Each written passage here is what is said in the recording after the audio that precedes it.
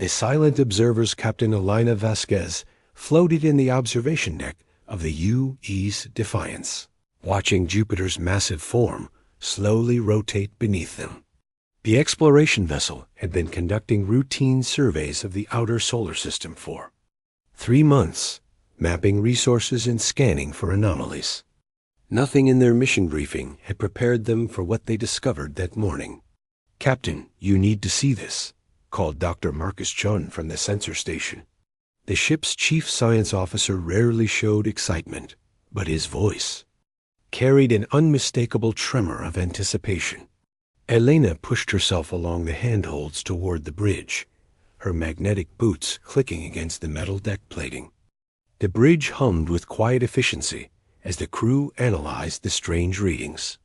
Lieutenant Sarah Kim, their communications specialist, looked up from her console with wide eyes.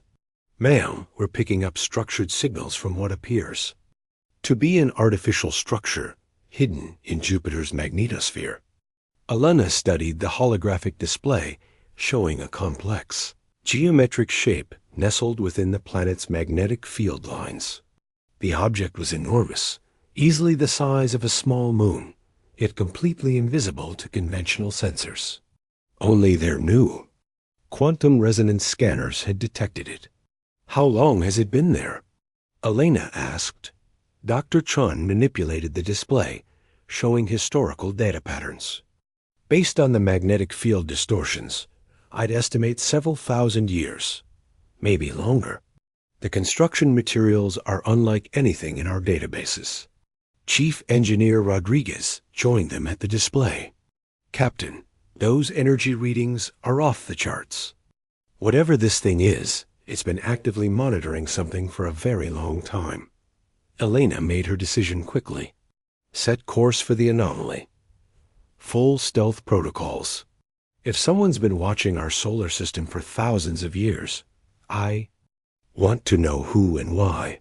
The Defiance approached the hidden structure carefully, its advanced shielding masking their presence. As they drew closer, the object's true nature became clear. It was a monitoring station of incredible sophistication, covered in sensor arrays and communication equipment that defied human understanding. "Captain," Lieutenant Kim said urgently, "the station is responding to our presence. It's sending out some kind of automated signal." The main screen filled with complex mathematical sequences, geometric patterns that seemed to shift and evolve as they watched. Dr. Chun worked frantically at his station, trying to decode the transmission. "It's a test," he announced after several minutes. "These patterns represent a logical sequence puzzle. The station wants us to solve it." Elena studied the display. The patterns were intricate, involving prime numbers, geometric progressions, and what appeared to be multi-dimensional mathematics. How long would it typically take to solve something like this? For a team of our best mathematicians, maybe 6 months, possibly longer. "We don't have 6 months," Elena replied. "What if we approach it differently?" She called together her senior staff. Dr. Chun brought his mathematical analysis. Chief Engineer Rodriguez contributed his understanding of structural patterns. Lieutenant Kim added her knowledge of communication protocols. Even Navigation Officer Torres offered insights about spatial relationships. Working together, they began to see connections that weren't obvious when examined separately. The mathematical sequences weren't just puzzles. They were instructions for optimizing the station's own monitoring systems. The geometric patterns represented energy distribution networks. The multidimensional aspects related to quantum field manipulations. "It's not asking us to solve individual problems," Elena realized. "It wants us to improve the entire system simultaneously." The human crew worked for 18 hours straight, combining their different areas of expertise in ways that complemented each other. They didn't just solve the puzzle, they redesigned it to be more efficient. When they transmitted their solution back to the station, the response was immediate and dramatic. The entire structure began to transform its sensor arrays, realigning its energy systems optimizing, its communication networks expanding. The station had been upgraded in ways its original creators never imagined. Then something unprecedented happened. The station sent a new signal, not to them, but outward into deep space. The transmission was powerful enough to reach across the galaxy, and it carried a simple message that would change everything. Alert. Designation. Sol 3 inhabitants. Status. Cognitive acceleration detected. Probability of advanced problem-solving capability. 99.7%. Recommendation. Immediate contact protocols authorized. Dr. Chun stared at his readings in disbelief. Captain, that signal just went out to multiple star systems. We're talking about a galaxy-wide communications network. Elena felt the weight of realization settling on her shoulders. We weren't just solving a puzzle. We were taking an exam. And apparently, we passed. The station continued its transformations, becoming more active than it had been in millennia. New sensor arrays emerged from its surface, scanning not just Earth, but the entire solar system with renewed interest. The hidden watchers had been waiting for this moment for thousands of years. Ma'am, Lieutenant Kim called out, we're receiving a new transmission. This one's different. It's in English. The message that appeared on their screens was simple but profound. Greetings, problem solvers of Earth. Your species has demonstrated capabilities that require immediate evaluation. Prepare for contact. The Galactic Assembly wishes to meet you. Elena looked around at her crew, seeing a mixture of excitement and apprehension in their faces. In the span of a single day, they had gone from conducting routine surveys to making first contact with a galactic civilization. More importantly, they had apparently impressed that civilization enough to warrant immediate attention. Rodriguez, begin recording everything. Chun, analyze every piece of data we can gather. Kim, monitor all communications channels. Torres, plot a course back to Earth at maximum speed. As the Defiance prepared to depart, Elena took one last look at the ancient monitoring station. It had been waiting in Jupiter's magnetosphere for thousands of years, testing any species that developed sufficient technology to detect it. Humanity had not only found it, but had solved its challenges in a way that exceeded all expectations. The galaxy was about to discover that humans didn't just solve problems, they transformed them. And that discovery would shake the foundations of galactic civilization in ways no one could predict. The U's Defiance began its journey back to Earth, carrying news that would change humanity's place in the universe forever. Behind them, the monitoring station continued its work, now upgraded and enhanced by human ingenuity, sending regular reports to distant worlds about the remarkable species that had emerged from the third planet of an ordinary star. The age of human isolation was over. The age of galactic transformation was about to begin. Asterisk. The impossible invitation Ambassador Crix of the Zephyrin Collective stood before the massive holographic display in the Galactic Assembly's emergency chamber, his crystalline form reflecting the urgent data streams flowing across the screen. The chamber housed representatives from 23 different species, each more bewildered than the last by the unprecedented situation unfolding before them. The monitoring station at Sol 3 has been silent for over 4,000 years, Crix announced, his voice carrying the harmonic tones typical of his species. Today, it transmitted a cognitive acceleration alert for the first time in recorded history. Chancellor Vex of the Aquarian Federation rippled with concern, her liquid form shifting colors as she processed the information. How is this possible? The Sol 3 inhabitants only achieved basic space travel within the last century. Our projections indicated they would need at least 500 more years to reach cognitive acceleration levels. That's exactly the problem, growled War Marshal Thane from the Kronos Empire. His massive, bear-like form dominated his section of the chamber.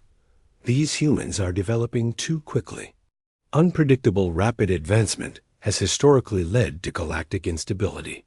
Elder Zara of the Celestial Mines floated serenely in her energy containment field, her ancient wisdom sought by all species in times of crisis. Show us the specifics of their performance, Ambassador Crix. What exactly did they accomplish? Crix activated the detailed analysis, and the chamber fell silent as the data revealed the impossible. The humans had not simply solved the monitoring station's test, they had fundamentally improved it. The ancient puzzle that typically took species decades to complete had been solved in 18 hours, and the solution included optimizations that the original designers had never considered. They approached the problem as a system rather than individual challenges, Crix explained. Instead of solving each element separately, they treated the entire test as an interconnected optimization problem. The result was a 37% improvement in station efficiency. Representative Lyra of the Harmonic Tribes sang her response, her melodic voice translating to words through the universal communicator. No species has ever improved our ancient technology. They discover it, understand it, and use it. These humans appear to see ways to make it better, which is precisely what concerns me, Marshal Fane interjected. A species that can improve technology they've never seen before is a species that develops weapons we can't predict or defend against. Chancellor. Vex's form shimmered with curiosity. Or a species that could solve problems we've struggled with for millennia. The energy distribution crisis in the Outer Rim sectors, the communication delays between distant systems, the resource optimization challenges we've never resolved. The debate continued for hours, with species divided between those who saw opportunity and those who feared the unknown. Finally, Elder Zara spoke with the authority of her 10,000 years of experience. There is only one way to determine the true nature of this species. We must evaluate them directly. I propose we extend an immediate invitation to the Galactic Assembly. The chamber erupted in surprised murmurs. Immediate invitations were reserved for species that had demonstrated exceptional capability or posed significant threats. In the Assembly's 30,000-year history, only 12 species had received such invitations. The protocols require a minimum of 50 years of observation before direct contact, protested Representative Quinn of the Orderly Collective. This violates every established procedure. The protocols were designed for predictable species development, Elder Zara replied calmly. These humans have already demonstrated that our standard timelines do not apply to them. We must adapt our methods to match their capabilities. Meanwhile, on Earth, the news of first contact had created controlled chaos in government buildings across the globe. Admiral Sarah Chun, sister to the Defiance's science officer, stood before the United Earth Council in Geneva, presenting the implications of her brother's discovery. The transmission from the alien monitoring station was clear, she reported. They want to meet us, and they want to meet us soon. This isn't a gradual introduction process. This is an immediate evaluation. President Martinez of the Americas Union raised his hand. Admiral, what exactly are we being evaluated for? Based on the mathematical nature of the initial test, we believe they're assessing our problem-solving capabilities, technological adaptability, and potential for integration into their galactic community. Director Singh of the Asian Commonwealth looked concerned. Are we ready for this? Our technology is primitive compared to beings who can hide monitoring stations in Jupiter's magnetosphere for thousands of years. That's just it, Admiral Chun replied. They're not evaluating our technology. They're evaluating how we think.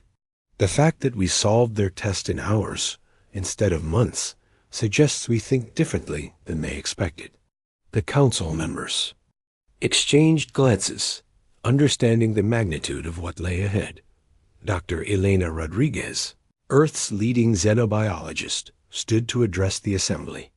I've been analyzing Captain Vasquez's reports from the Defiance. The aliens aren't just interested. in our intelligence. They're interested in our approach to problems. We didn't just solve their puzzle, we improved it. That's not normal behavior for species they've encountered. The decision was unanimous. Earth would send its best diplomatic, scientific, and cultural representatives to meet with the Galactic Assembly. The UE's Triumph, humanity's most advanced vessel, would carry the delegation that would determine humanity's future among the stars. Captain Diana Park, chosen to command the mission, stood before her crew as the Triumph prepared for departure. The ship represented the pinnacle of human engineering, built with technologies reverse engineered from the alien monitoring station's upgrades. We're not just representing Earth, she told her crew. We're representing a way of thinking that apparently makes us unique in the galaxy. The aliens are curious about us because we solve problems differently than they do. That's our strength, and that's what we'll show them. Dr. James Wright, the mission's chief scientist, had been studying the alien technologies for weeks. Captain, based on our analysis, these beings have been spacefaring for thousands of years. They've developed incredibly sophisticated technologies, but they appear to follow predictable patterns. Humans seem to find unexpected solutions to problems, which could be seen as either valuable or dangerous, added Ambassador Lisa Thompson, the mission's diplomatic leader. Our job is to prove that our unpredictability is an asset, not a threat. As the Triumph launched from Earth's orbital shipyard, the crew knew they carried the hopes and fears of all humanity. The journey to the Galactic Assembly would take 3 weeks using the enhanced propulsion systems derived from alien technology. Behind them, Earth scientists worked frantically to understand more about the civilization that had been watching them for millennia. The monitoring station continued to provide data, revealing glimpses of a galactic community that spanned thousands of star systems and included dozens of different species. Captain, Communications Officer Reed announced as they entered hyperspace. We're receiving a new transmission from the Assembly. They're sending us additional information about the species we'll be meeting. The data that flooded their screens was overwhelming. 23 different alien civilizations, each with their own unique biology, technology, and cultural patterns. Some were ancient beyond human comprehension. Others were relative newcomers who had joined the galactic community within the last few thousand years. Look at this, Dr. Wright said, highlighting specific data points. Every species they're showing. U.S. took between 50 and 300 years to complete their initial evaluations. We're being fast-tracked through a process that normally takes centuries. Captain Park studied the information with growing understanding. They're not just curious about us. They're excited about us. We've done something that's never been done before, and they want to see what else we're capable of. The UE's Triumph continued its journey toward the galactic core, carrying humanity's representatives to a meeting that would determine whether humans would join the galactic community as valued members or be classified as a species too dangerous to integrate. In the depths of space, the ancient monitoring station continued its observations, sending regular updates to the Assembly about the remarkable species that had emerged from the third planet of an ordinary star. The galaxy was about to discover that humans didn't just solve problems, they transformed them entirely. Asterisk.